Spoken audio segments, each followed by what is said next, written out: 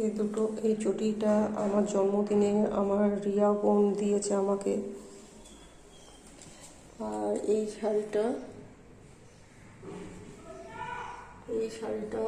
আমার মা শাশুড়ি আমাকে দিয়েছে।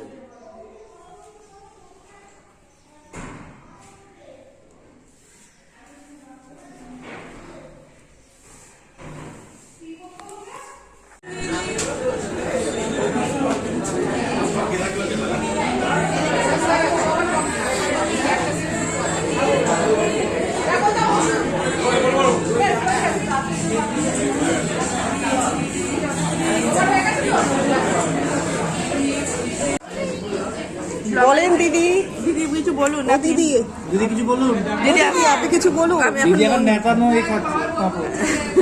আমি এখন চাটনি দেওয়া পাঁপড়, নেতা পাঁপড় খাচ্ছি। বলো বলো বলো এটা ভর্তি হয়ে গেছে, তাও মা ছাড়ছে না। মা বলবে কেন, তুমি বলো বলো।